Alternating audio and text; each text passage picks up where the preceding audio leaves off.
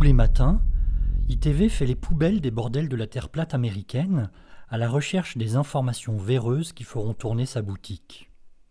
Ce matin, il a déniché une photo prise depuis le Puig de Finestrelle dans les Pyrénées-Orientales. Elle montre, en ombre chinoise, la silhouette de quelques sommets des Alpes du Sud. Et elle prouve, d'après tous les branquignoles américains, que la Terre est plate. Brave mouton sans cervelle et proxénète expérimenté, ITV ne pouvait pas faire autrement que de reprendre cette aubaine. Oui, mais non.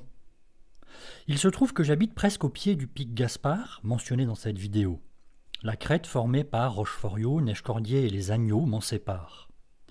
Et il se trouve que le sommet de cette photo n'est pas le pic Gaspard, qui culmine à 3881 mètres d'altitude, et non 3867 mètres, comme le dit le photographe.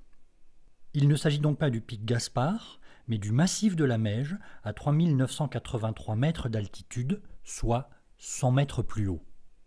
Sur cette photo prise en avion cet été, alors que je volais vers Dublin puis vers l'éclipse totale de soleil aux États-Unis, on voit à la fois le pic Gaspard et l'ensemble des sommets de la Meije.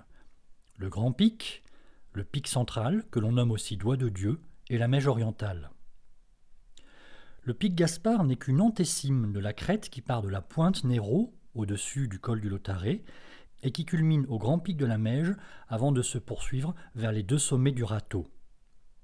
Le pic Gaspard a été nommé ainsi en l'honneur de Pierre Gaspard, paysan de Saint-Christophe-en-Oisans et un des premiers guides de haute montagne en France, qui en fit la première ascension connue en 1878, après avoir effectué avec son fils Pierre Gaspard fils et Emmanuel Boileau de Castelnau la première ascension de la Meije l'année précédente. Au-delà de cette erreur d'identification, la présence du Grand Ferrand sur la photo est bien conforme avec la réalité. Sur ce panorama, reconstitué depuis le sommet du Luzet au-dessus du col de Cabre à 1690 mètres d'altitude et presque dans l'axe du Puig de Finestrelle et de la Meije, la silhouette du Grand Ferrand est caractéristique et elle correspond correctement avec la silhouette de la photo. On se rend compte que le massif de la Meije est aussi bien positionné. On remarque cependant que le photographe semble avoir mal identifié des sommets à droite, mais peu importe. En ne connaissant rien à la géographie du massif de l'Oisans, ITV a repris l'erreur du photographe et ce faisant, il rabaisse de plus de 100 mètres l'altitude du massif représenté sur le cliché. Mais ITV, le proxénète roublard de la terre plate francophone, trompe ses auditeurs. Écoutons-le. Le seul vrai mirage que je vois ici, c'est celui du modèle héliocentrique. Il est temps d'arrêter de se raconter des histoires. Il est temps de laisser tomber son ego et d'affronter la réalité. La Terre est plane. Affronter la réalité, quel magnifique programme!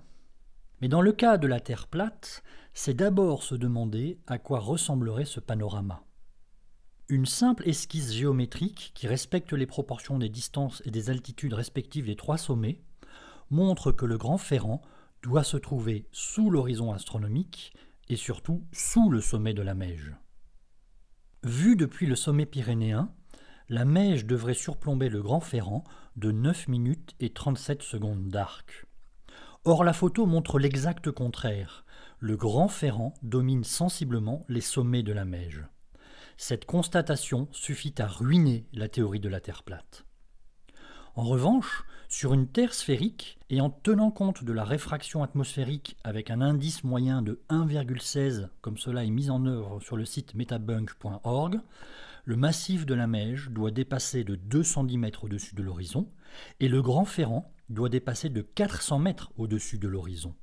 En montrant le Grand Ferrand au-dessus des sommets de la Meije, la photo confirme bien que la Terre est sphérique. Et elle confirme aussi, mais on le savait déjà, que la chaîne d'ITV est un infâme bara pute de la platosphère francophone.